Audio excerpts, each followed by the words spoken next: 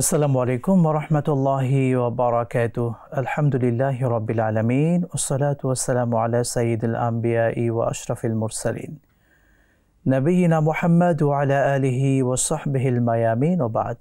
প্রিয় দর্শক মণ্ডলী, সুন্দর এই সময়ে বিশ্বের যে প্রান্ত থেকে আপনাদের সকলের প্রিয় চ্যানেল একুশে টিভির পর্দায় আমাদের সাথে যুক্ত হয়েছেন, সকলকে আন্তরিক মোবারকবাদ, প্রীতি এবং শুভেচ্ছা জানিয়ে শুরু করছি জনপ্রিয় সাপ্তাহিক ইসলামিক আয়োজন ইসলামী জিজ্ঞাসা। সাথে আছি আমি মোহাম্মদ আল আমিন খান। দর্শক অতিথি হিসেবে যুক্ত হয়েছেন বাংলাদেশের প্রখ্যাত ইসলামিক স্কলার, বিশিষ্ট ইসলামী চিন্তাবিদ এবং শিক্ষাবিদ ফদিলাতুল শেখ প্রফেসর ডক্টর শেখ মতিউল ইসলাম হাফিজাহুল্লাহ, সম্মানিত সহকারী অধ্যাপক, ইসলামিক স্টাডিজ বিভাগ, বাংলাদেশ ইসলামী বিশ্ববিদ্যালয়। আসসালামু আলাইকুম ওয়া রাহমাতুল্লাহি ওয়া বারাকাতুহু। ওয়া আলাইকুম আসসালাম ওয়া রাহমাতুল্লাহ। শেখ ভালো আছেন? আলহামদুলিল্লাহ, আল্লাহর রহমতে ভালো আছি। আপনাকে স্বাগত জানাচ্ছি আমাদের চমৎকার আয়োজনে। ধন্যবাদ আপনাদেরকেও। আমরা প্রতি জুমাবার এই সুন্দর সময়ে ইসলামের একটি সুন্দর দিক নিয়ে কথা বলি, যে দিকগুলো আমাদের জীবনকে পরিবর্তন করতে পারে। একুশে টিভির এই প্রোগ্রামের মাধ্যমে আমরা ইসলামের সমাহান পয়গাম মূলত প্রচার করে থাকি এবং আপনাদের জীবন ঘনিষ্ঠ বিভিন্ন প্রশ্নের উত্তরও প্রদান করে থাকি আমাদের আয়োজন থেকে। আজকে আমরা আমাদের জীবনের বড় একটি বিষয় সালাত। সেই সালাতে আমরা সবসময় যে সূরাটি পড়ে থাকি সেটি হলো সূরাতুল ফাতিহা, এবং পবিত্র কোরআনুল কারীমের প্রথম যে সূরাটি আমরা সবসময় পড়ি সেটির নাম কিন্তু সূরাতুল ফাতিহা। এই সূরাতুল ফাতিহা এটা আমাদের জন্য কি শিক্ষা নিয়ে এসেছে, আল্লাহ রাব্বুল আলামিন কি শিক্ষা দিচ্ছেন, চলুন শেখের আলোচনায় জানবো ইনশাআল্লাহ তাআলা। শেখ, আমরা আমাদের আজকের যে মূল টপিক সূরাতুল ফাতিহা শিক্ষা। আমরা সূরাতুল ফাতিহা আমাদের ছোট ছোট বাচ্চারা তারাও কিন্তু এটি সুন্দরভাবে পড়তে পারে। তো এই সূরাতুল ফাতিহা এটার সংক্ষিপ্ত পরিচয় যদি আমাদের দর্শকদেরকে জানাতেন। আউযু বিল্লাহি মিনাশ শাইতানির রাজীম। বিসমিল্লাহির রহমানির রহিম।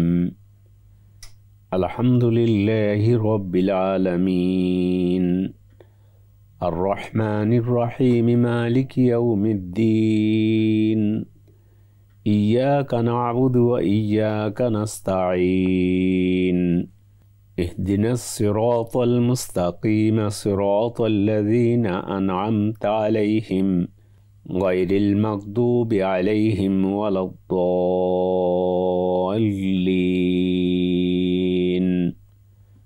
آمين। ইরশাদ হচ্ছে, সমস্ত প্রশংসা আল্লাহর জন্য, যিনি পরম দয়ালু, অতিশয় মেহেরবান দয়ালু,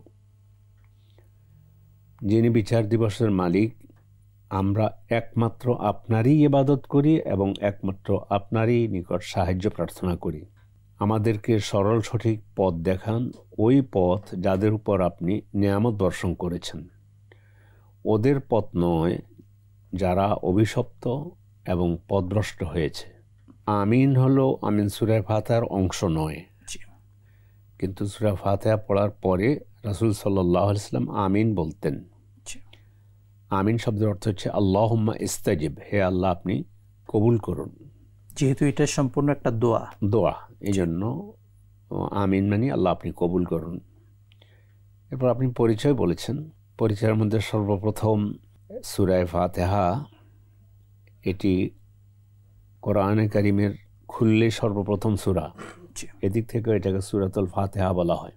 সালাত আদায় করতে প্রথমে কোরআনের মধ্যে সূরা ফাতিহা পাঠ করা হয়, এই যে এদিক থেকেও সূরা ফাতিহা বলা হয়।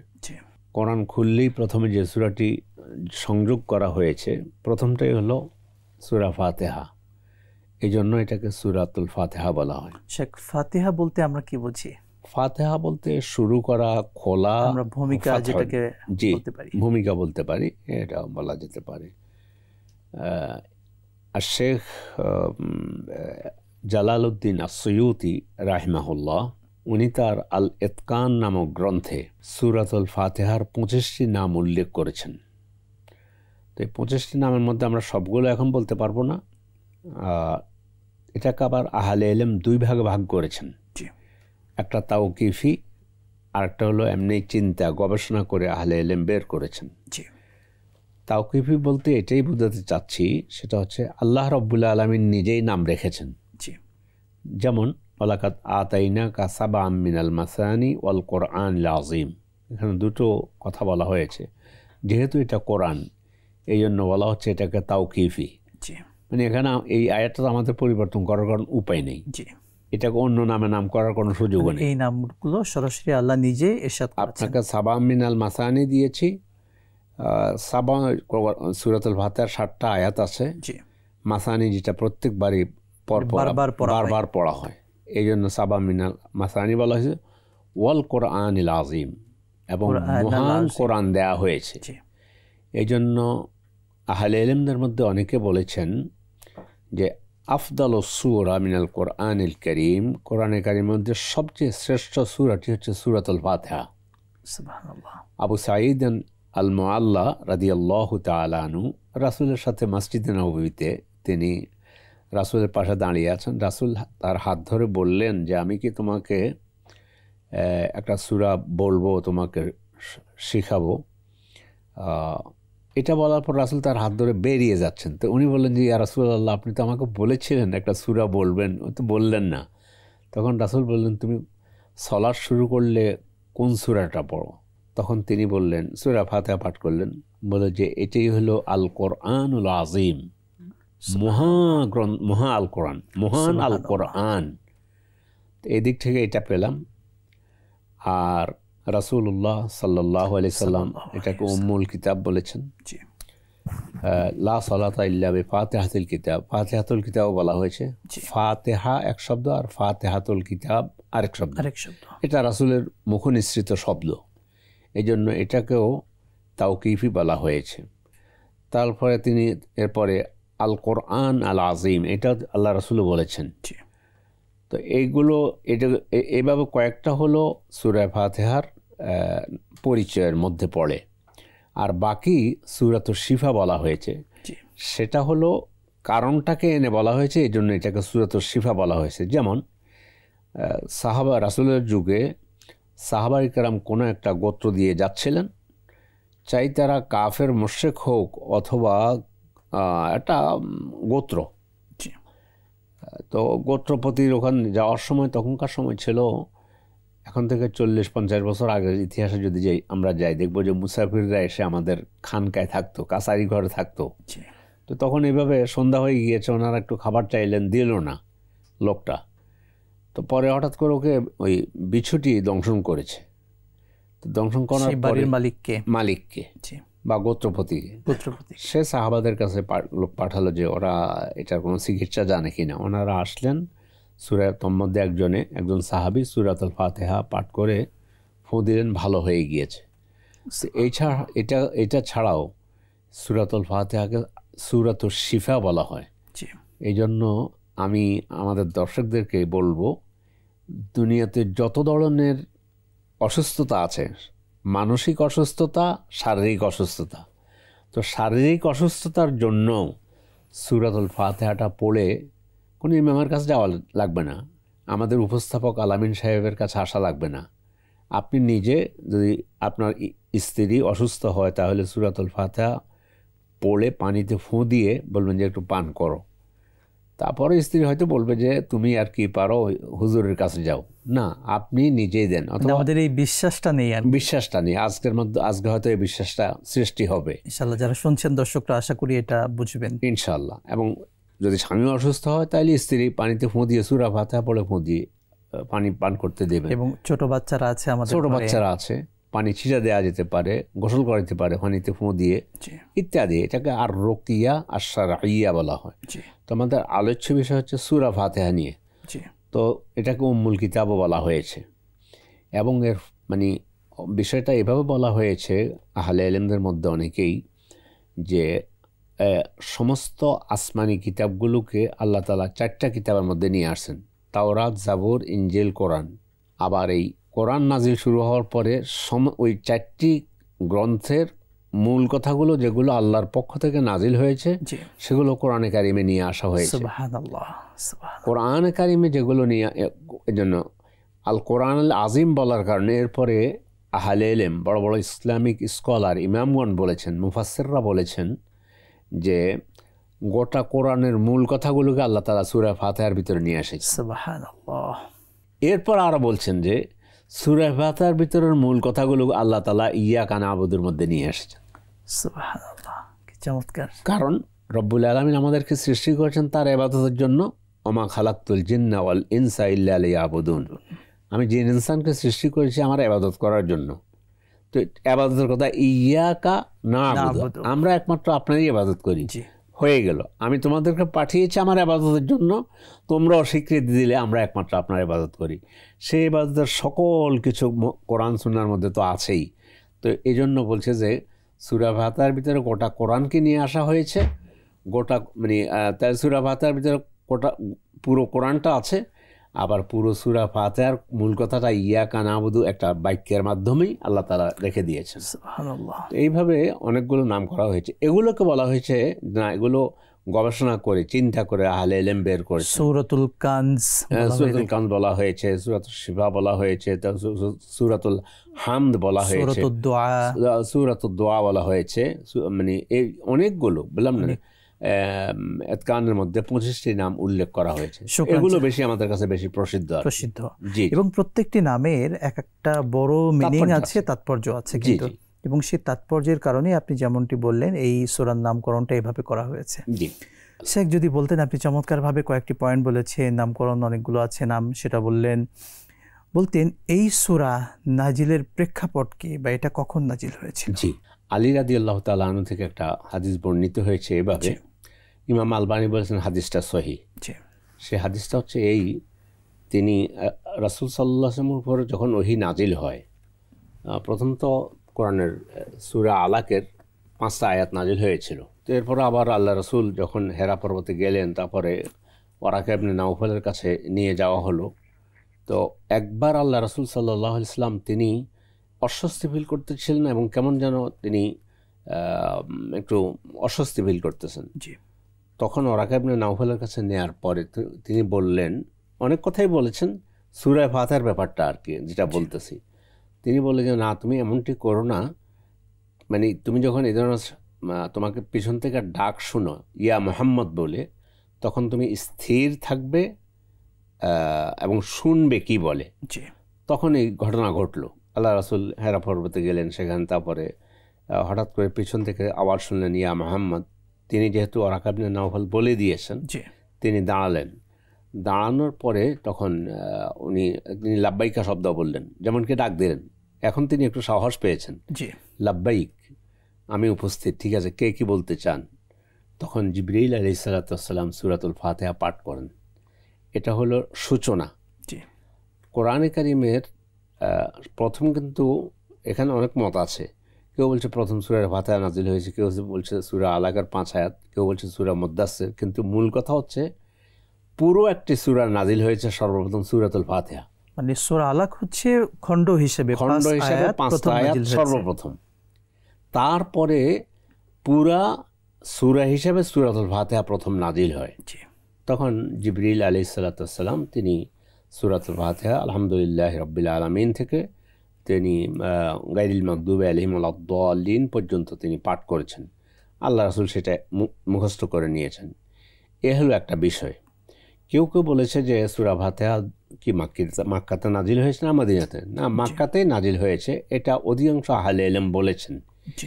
কেউ একটা হাদিস দিয়ে বলছেন যে মদিনায়ও নাজিল হয়েছে। এটাকে তাতবিক এভাবে দেওয়া হয়েছে যে মক্কায়ও নাজিল হয়েছে, মদিনায় নাজিল হয়েছে। কিন্তু অন্যান্য আহলে ইলম বলছে না, এটা মাক্কাতেই নাজিল হয়েছে।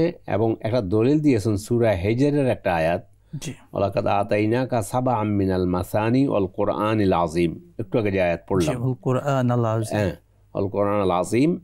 তো এই সূরাতুল হিজর কিন্তু মক্কায় নাজিল হয়েছে। এদিক থেকে বললো যে আপনাকে কোরআনুল আযীম দিয়েছি, সাবআম মিনাল মাসানি দিয়েছি, তাহলে কোরআনও প্রমাণ করে যে সূরাতুল ফাতিহা নাজিলটা হয়েছে আগে, এটা নাজিল হয়েছে।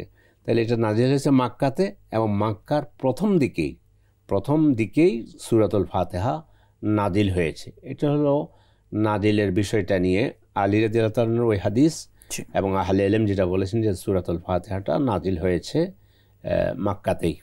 শেখ চমৎকার বলছিলেন আমরা নাজিলের কারণগুলো এবং প্রেক্ষাপট আমরা জানলাম, যদি সেই সাথে বলতেন সূরা ফাতিহার মূল বিষয়বস্তু, পুরো সূরার মধ্যে আসলে কি কি বিষয় সংযোজন হয়েছে আল্লাহ তাআলা ইরশাদ করেছেন মূলত। আল্লাহু আকবার, যেটা বলেছেন এটা বিষয়বস্তু বলে তো শেষ করা যাবে না। জি, কেননা যেখানে বলা হয়েছে সূরাতুল ফাতিহা, একটু আগে বলেছি যেটা, যে আল্লাহ তাআলা 4টা আসমানি গ্রন্থের সব কথাগুলো, প্রয়োজনীয় কথাগুলো কোরআনে নিয়ে এসেছেন। কোরআনের সব কথাগুলো আল্লাহ সূরা ফাতিহা, মূল কথাগুলো, জিস্ট কথাটা সূরা ফাতিহার ভিতরে নিয়ে এসেছেন। তো সূরা ফাতিহা আমরা যদি পড়া শুরু করি তাহলে এখন মূল শিক্ষণীয় বিষয়গুলো, যদি আলহামদুলিল্লাহ, আলহামদু যে শব্দটা বললাম এটা কোরআনে থাকার কারণে সর্বপ্রথম শুধু আলিফ লাম, যেটা আলহামদুলিল্লাহি রাব্বিল আলামিন, তো এই আল বলতে আপনি বুঝবেন, এবং আমাদের আহলে ইলম যারা আছেন তারা আরবি গ্রামার যারা পড়ছেন, আলিফ লামে ইস্তেগরাকি বলা হয়, মানে অর্থাৎ সমস্ত প্রশংসা। আপনি আপনি কত প্রশংসা করবেন, আপনি যদি প্রশংসা শুধু করতেই থাকেন। এই জন্য কিছু দোয়াও আমরা আমাদের দর্শকদেরকে উপহার দিতে পারি। লাকাল হামদু ইয়া রব হাত্তা তারদা, আল্লাহ আপনার জন্য প্রশংসা, আমি কি করব আর, তো আপনি সন্তুষ্ট হয়ে যাও, যে পর্যন্ত পড়লে আপনি সন্তুষ্ট হবেন ওই পর্যন্ত আপনার প্রশংসা। সুবহানাল্লাহ, কি চমৎকার। লাকাল হামদু হাত্তা তারদা ওয়ালাকাল হামদু ইজা রাদিতা, আপনার প্রশংসা আপনি সন্তুষ্ট হয়ে যাওয়ার পরেও আপনার প্রশংসা। ওয়ালাকাল হামদু বাদার রেদা, আপনার সন্তুষ্ট হয়ে যাওয়ার পরে তারপরেও প্রশংসা আপনার জন্য। লাকাল হামদু জেনাতা আরশিক, আপনার জন্য হামদ, আমি কত করব, আমি নগণ্য আপনার বান্দা, তো আপনার জন্য প্রশংসা হচ্ছে আপনার আরশের যত ওজন। এইভাবে আল্লাহর প্রশংসা তো আমরা শেষ করতে পারবো না। কেন এত প্রশংসা করব? এক আলিফ লাম, একটি শুধু আল, এটাকে ইস্তেগরাকি বলতে সব প্রশংসাকে বোঝায়। আর প্রশংসা করতে গিয়ে প্রশংসার মধ্যে আর শকরের মধ্যে একটু পার্থক্য আছে। শকরও একই কথা, হামদ প্রায় কাছাকাছি অর্থের, কিন্তু শকর হলো আপনি আমাকে কিছু দিয়েছেন, আমি আপনার কৃতজ্ঞতা জ্ঞাপন করলাম, এটা বাংলায় বোধহয় কৃতজ্ঞতা জ্ঞাপন করলে শকরকে আর কি। কিন্তু হামদের মধ্যে কথা হচ্ছে রব আমাকে কিছু দিয়েছেন বা কিছু দেন নেই, আমি অনাথ, আমার কিছু নেই, নিঃস্ব, আলহামদুলিল্লাহ রাব্বিল আলামিন। একজন রাস্তায় তিনি কারো নিকট হাত পেতেছেন, তখনও আলহামদুলিল্লাহ রাব্বিল আলামিন। এই নয় যে আমি আপনার প্রশংসা করব না, আপনি আমাকে কিছু দেন নাই, অমুক এত হাজার হাজার কোটি টাকার মালিক তাকে দিয়েছেন। নো, আমাকে যে আল্লাহ আপনি দুটা হাত দিয়েছেন, দুটা পা দিয়েছেন, দুটা চোখ দিয়েছেন, একটা চোখ দিয়েছেন, চোখের রেটিনা দিয়েছেন, রেটিনার ভিতরে আবার ম্যাকোলা দিয়েছেন। এই ম্যাকোলা থাকার কারণে তো আমি দেখতেছি।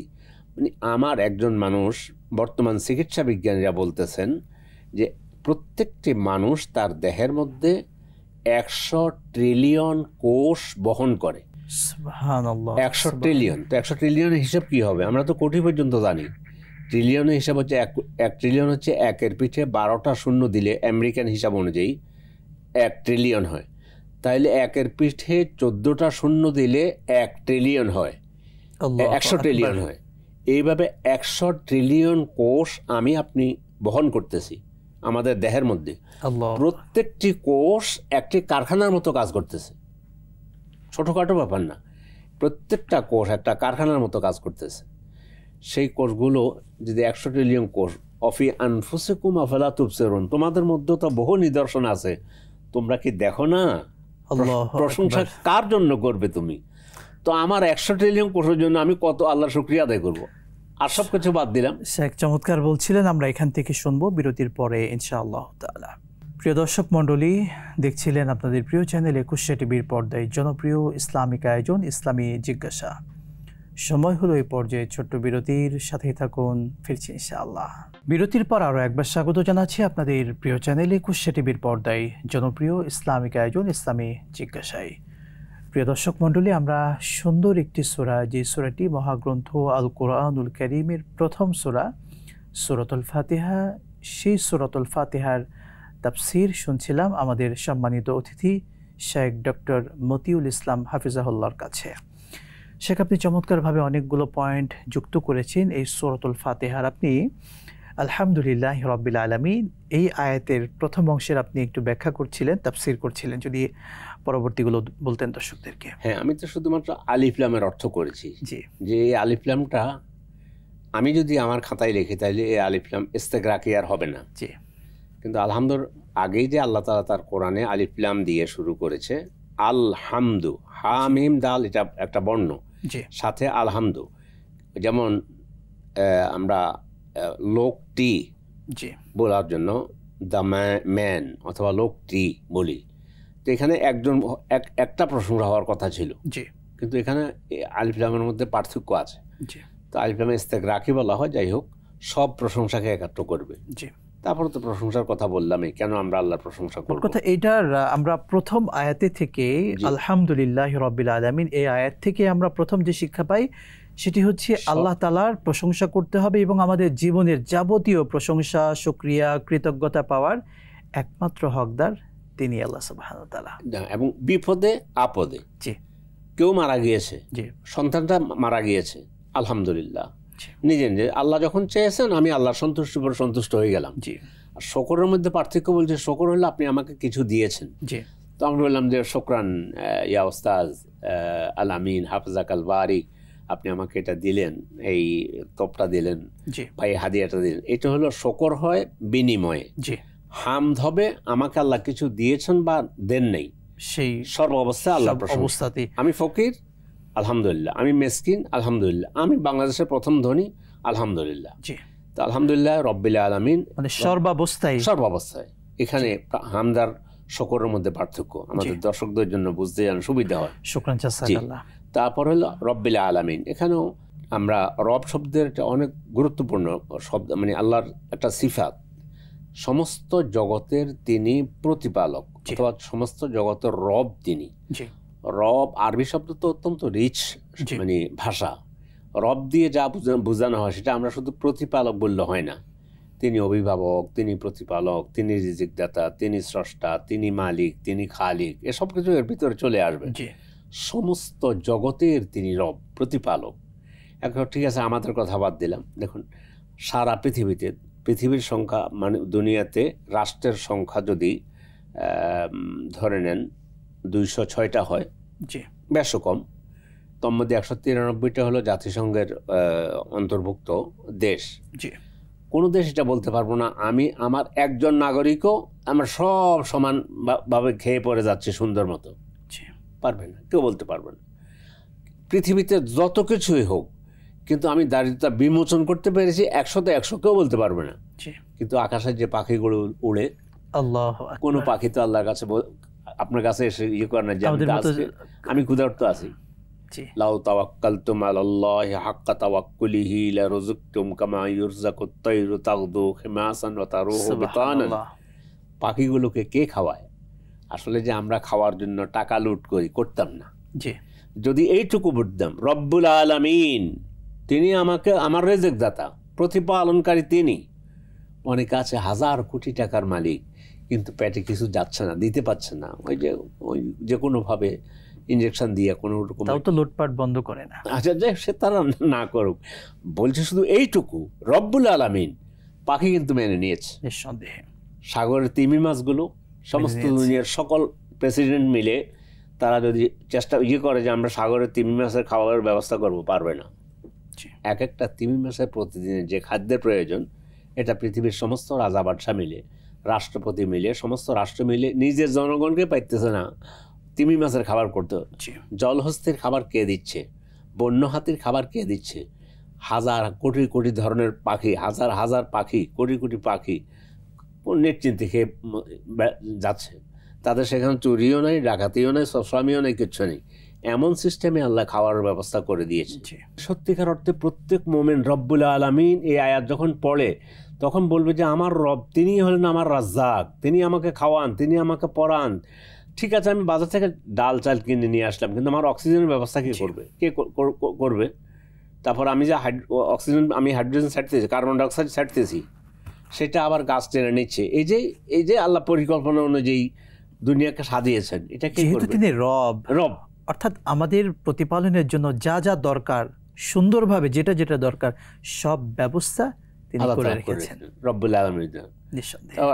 বিসমিল্লাহির রহমানির রহিম, আলহামদুলিল্লাহি রাব্বিল আলামিন আর রহমানির রহিম মালিকি ইয়াউমিদ্দিন। এবার যে তোমাকে এত সুখ দিলাম, এত শান্তি দিলাম, এত কিছু করলাম, জি, মনে মনে রেখো কিন্তু এখন জান্নাত জাহান্নামের কথা না বলে, এগুলো তো বলেছি আমার কোরআনের ভিতরে। জি, বিচারের দিন মালিক, যিনি বিচার দিবসের মালিক, মালিক ইয়াউমিদ্দিন।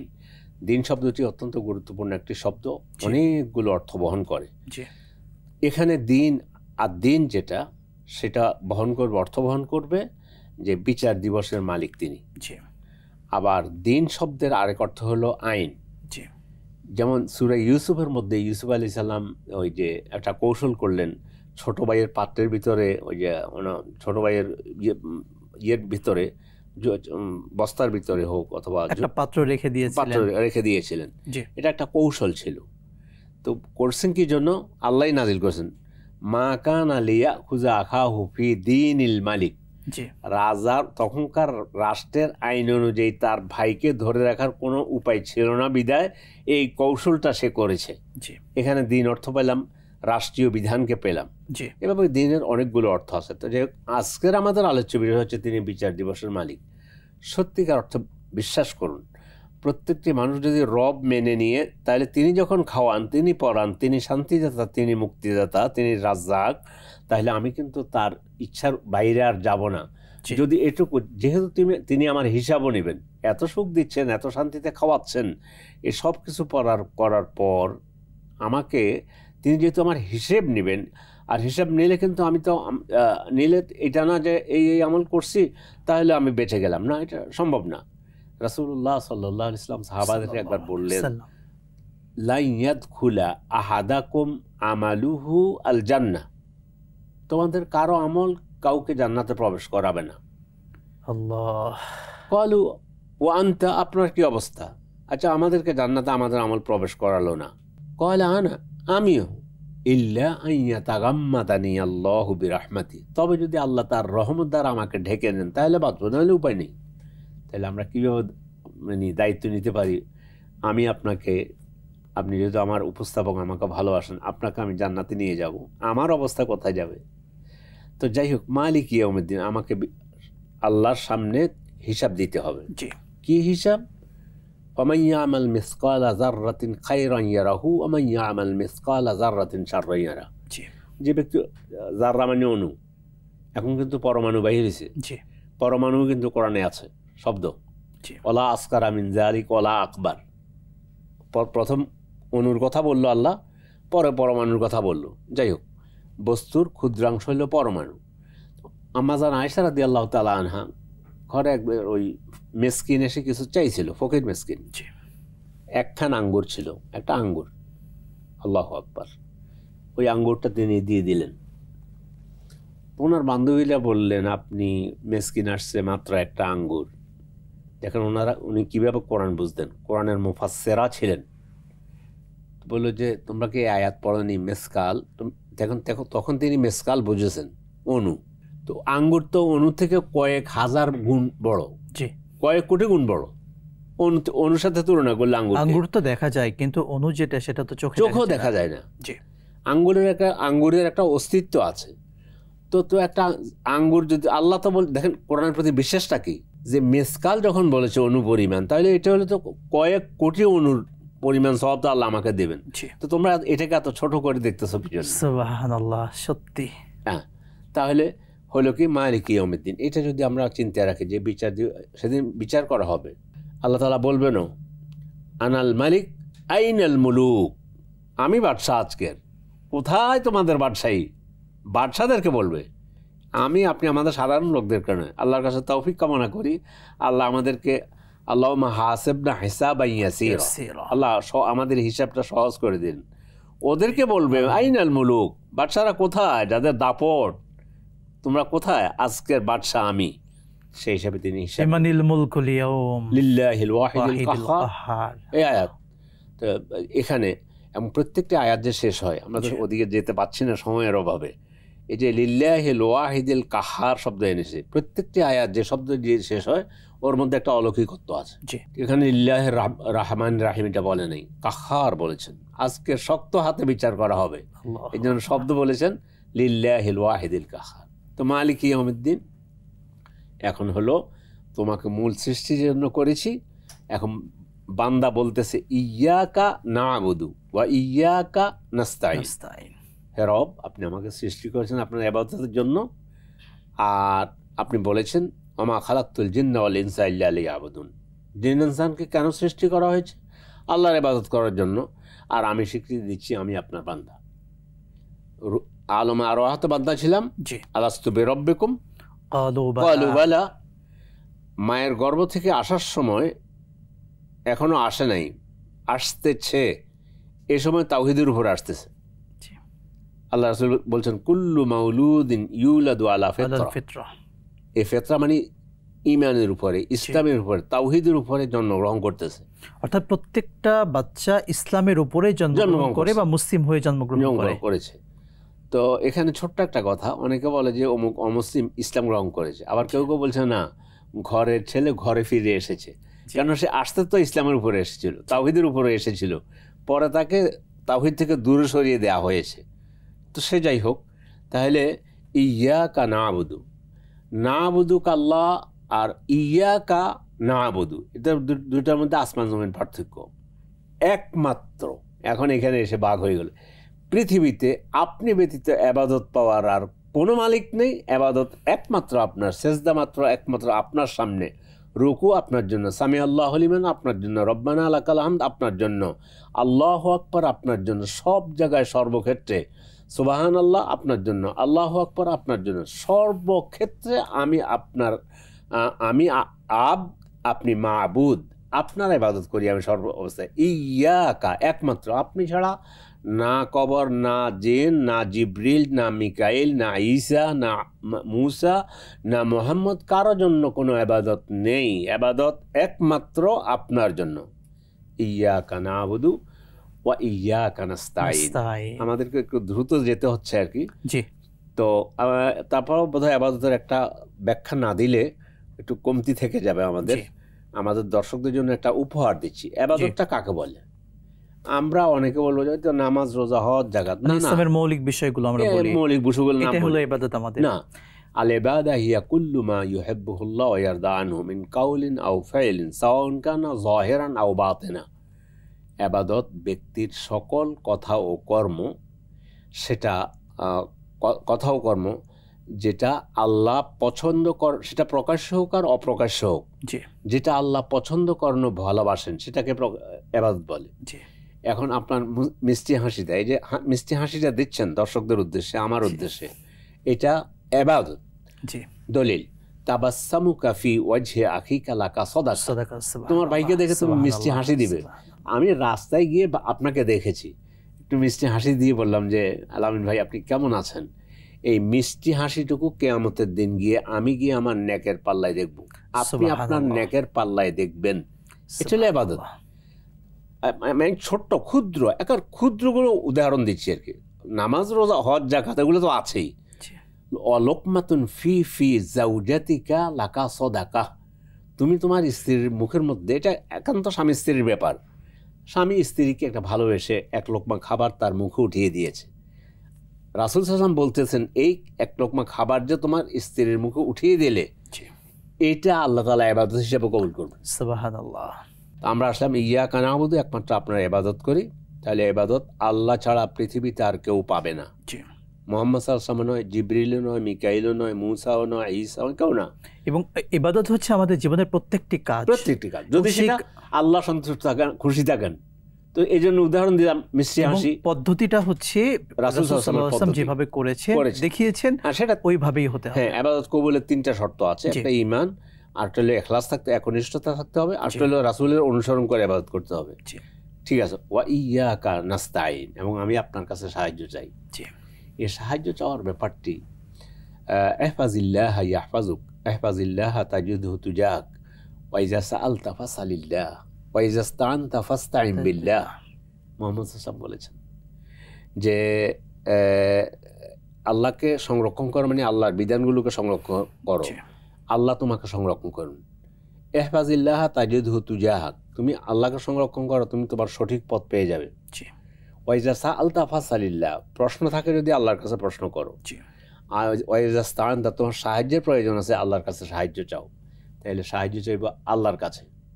আপনার কাছে আমি কি বলতে পারি যে আমি একটু অসুস্থ, আমার জন্য দোয়া করেন, আল্লাহ যেন আমাকে ভালো করে দেন। কিন্তু আমি এটা বলবো না যে আপনার কাছে এসেছি, আপনি বুজুর্গ মানুষ, আমি অসুস্থ, আমাকে সুস্থ করে দেন, অথবা আমাকে সুস্থ করার ব্যবস্থা করেন, বা বাক্যটা যেভাবে হোক, তাই রবের সাথে সরাসরি শিরক হয়ে যাবে। আল্লাহ ছাড়া অন্য কারো কাছে চাওয়া যাবে না সাহায্য বা অন্য কোনো কিছু। এখন তাইলে আল্লাহর প্রশংসা হইলো, এটা একটা অ্যাপ্লিকেশন করতেছি আল্লাহর কাছে। অ্যাপ্লিকেশনের প্রথমে প্রশংসা থাকে যে আপনি অমুক অমুক, আপনি অমুক সচিব, আপনি অমুক। তো এগুলো বলার পরে, মহামান্য বলে লেখার পরে, এখন আমার একখান কথা, আল্লাহ ইহদিনাস সিরাতাল মুস্তাকিম, আপনি আমাকে সরল সঠিক পথ দেখান। সুবহানাল্লাহ। এই জন্য এখন সবাই তো মনে করো কুল্লু হিজবিম বিমা লাদাইহিম ফারিহুন, সবাই মনে করে সে ঠিক মতো আছে, পথের উপরে আছে। চাকমা মনে করে সে ঠিক পথের উপরে আছে, রোহিঙ্গা চাকমা মনে করে সে ঠিক পথের উপরে আছে, হিন্দু মনে করে সে ঠিক পথের উপরে আছে, বৌদ্ধ মনে করে সে ঠিক দাবি করে আমরা সঠিকের উপর আছে। কিন্তু সঠিকের উপর আছে কে? এখন ইহদিনাস সিরাতাল মুস্তাকিম, এটার মানদণ্ড কি হবে বা এটার বিবেচনার বিষয় রাসূল সাল্লাল্লাহু আলাইহি ওয়াসাল্লামকে জিজ্ঞাসা করছে। রাসূল নিজে বলতেছেন, আমি তো চলে যাচ্ছি, যে সিরাতাল মুস্তাকিম কায়েম করেছি, এটার জন্য এখন তো আমার ইন্তেকালের পরে কি করবা, তখন তোমাদের কি পথ হবে, তোমাদের জন্য সে পথটা রাসূল সাল্লাল্লাহু আলাইহি ওয়াসাল্লাম বলে দিয়ে গিয়েছেন। এই জন্য এটার মানদণ্ড যেটা রাসূল নির্ধারণ করেছেন, মা আনা আলাইহি ওয়া আসহাবি, আর আমি যেটার উপরে আছি, যে পথের উপর আমি আছি আর আমার সাহাবাই কেরাম আছে।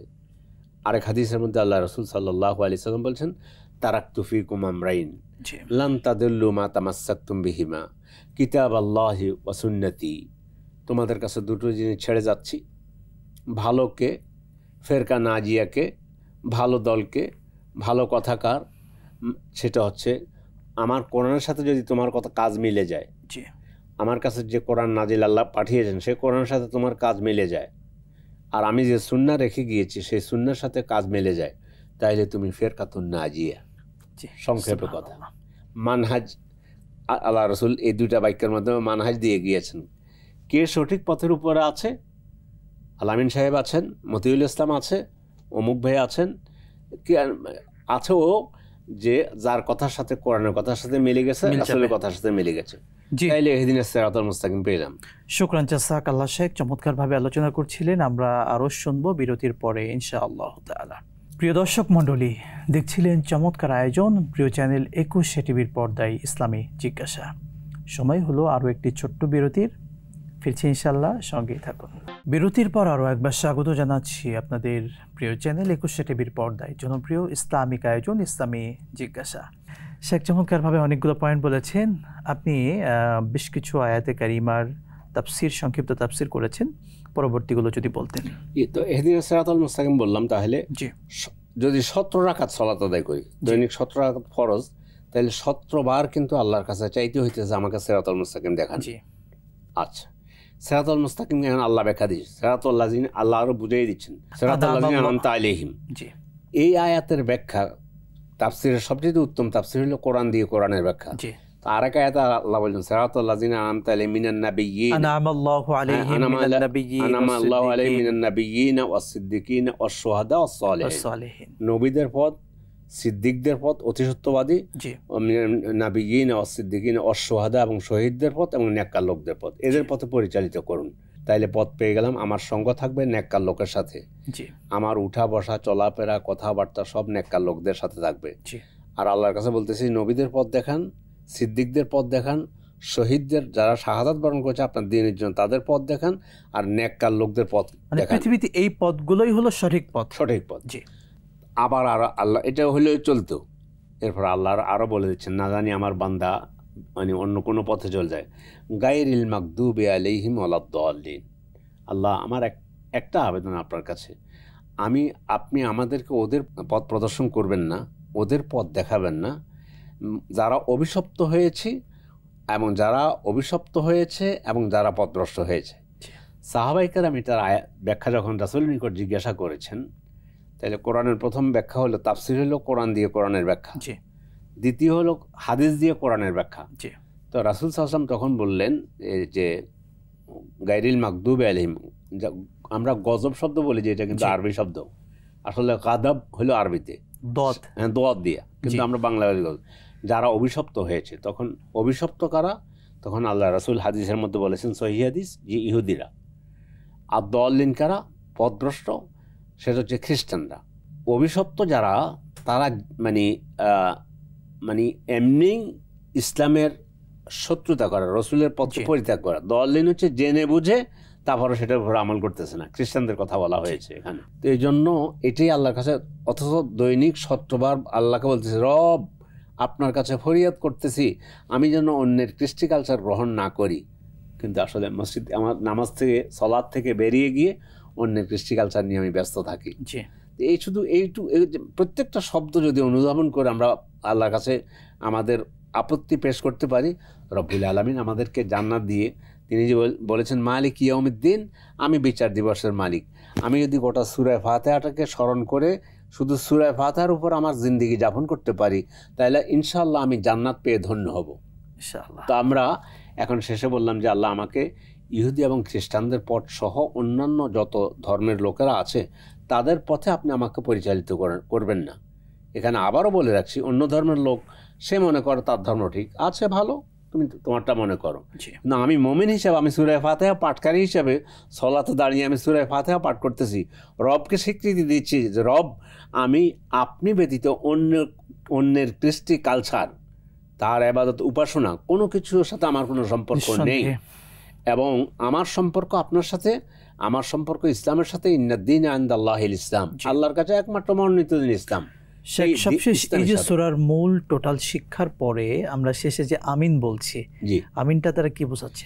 আমিন মানে এই যে আমি দোয়া করলাম, প্রথম প্রশংসা ছিল, অ্যাপ্লিকেশন করতে প্রশংসা করতে হয়, প্রশংসার পরে চাইলাম, চাওয়ার পরে এখন আমার শেষ করলাম, করার পরে এখন আমিন আল্লাহ রাসূল শিখিয়ে দিয়েছেন এটা, যে আমিন মানে আল্লাহুম্মা ইস্তাজিব, আল্লাহ আমি তো যা দোয়া করলাম, এরপর আপনার কাছে আমার অনুরোধ হলো আপনি আমার এই দোয়াগুলো কবুল করুন। আমার আমি যা আপনার কাছে অনুরোধ করলাম, আমাকে সিরাতাল মুস্তাকিম দান করেন, অন্যদের পথে আমাকে পরিচালিত করবেন না, এবং আমাকে অন্যের পথে, অন্যদের পথ যেন আমি গ্রহণ না করি, কৃষ্টি কালচার গ্রহণ না করি।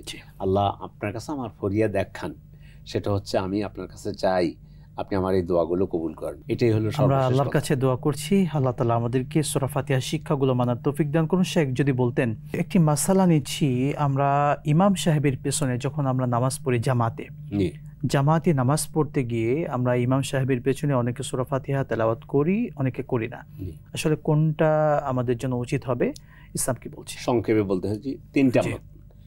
একটা হলো সূরা ফাতিহা প্রত্যেক রাকাতে পড়তে হবে, ইমাম আস্তে কেরাত পড়ুক আর জোরে কেরাত পড়ুক, একমত।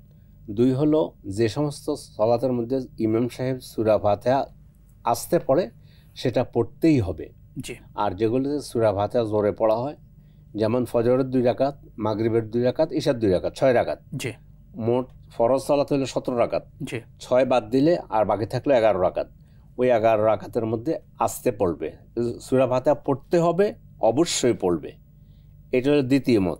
আস্তে যে সমস্ত, আমি ইমামের সাথে আছি, তিনি আস্তে যেগুলো পড়তেছেন কেরাত, অর্থাৎ জোহর বা আসর, জোহর, আসর, মাগরিবের শেষ রাকাত, ইশার শেষ 2 রাকাত, এগুলোতে সূরা ফাতিহা পড়বে। এই মতটা ইমাম ইবনে তাইমিয়া রাহিমাহুল্লাহ তিনি দিয়েছেন, তিনি বুঝাই দিয়েছেন কোরআনের আয়াতে নেই। কেন কোরআনে আল্লাহ তাআলা বলছেন, ওয়াইজা কুরিআল কুরআনু ফাসতামিউ লাহু ওয়া আনসিতু লাআল্লাকুম তুরহামুন, কোরআন যখন তেলাওয়াত করা হয় তখন চুপ থাকো এবং গভীর মনোযোগ সহকারে স্মরণ করো।